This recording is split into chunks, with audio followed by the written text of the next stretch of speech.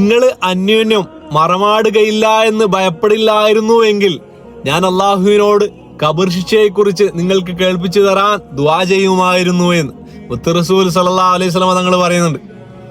ഫലൗലാ അല്ലാ തുദാഫനു ലദഅഉതുല്ലാഹ അൻ യുസ്മിഅകും മിൻ അദാബിൽ ഖബ്രി അല്ലദീ അസ്മഉ മിൻഹു. ഞാൻ ദുആ ചെയ്യുമായിരുന്നു, ഞാൻ എങ്ങനെയാണോ കേൾക്കുന്നത് അതുപോലെ നിങ്ങൾക്കും കേൾക്കാൻ വേണ്ടി. ബനൂ നജ്ജാർ ഗോത്രക്കാരുടെ ഒരു തോട്ടത്തില് മുത്ത് റസൂൽ സല്ലല്ലാഹു അലൈഹി വസല്ലം തങ്ങളും കൂടെ കുറച്ച് സഹാബികളുമുണ്ട്. ആ സമയത്ത് റസൂൽ സല്ലല്ലാഹു അലൈഹി വസല്ലം തങ്ങൾ ഒരു കോവർ കഴുതയുടെ പുറത്തിരിക്കുകയാണ്. കഴുത വിരണ്ടോടാൻ വേണ്ടിയും മുത്ത് റസൂൽ സല്ലല്ലാഹു അലൈഹി വസല്ലം തങ്ങളെ അതിന്റെ പുറത്തുനിന്നും താഴേക്കിടാൻ വേണ്ടി ഇങ്ങനെ ശ്രമിച്ചപ്പോ ചോദിക്കുന്നുണ്ട്, അവിടെ കുറച്ച് ഖബറുകളുണ്ട്, ഇത് ആരുടെ ഖബറാണ്, ഇത് എങ്ങനെയാണ് ഇവര് മരിച്ചതെന്ന് ചോദിച്ചപ്പോ പറഞ്ഞു, അവര് ശിർക്കിലായിട്ട് മരണപ്പെട്ടവരാണ് എന്ന്. അവരനുഭവിക്കുന്ന ശിക്ഷയെ അല്ലാഹു സുബ്ഹാനഹു വ തആല മുത്ത് റസൂൽ സല്ലല്ലാഹു അലൈഹി വസല്ലം തങ്ങൾക്ക്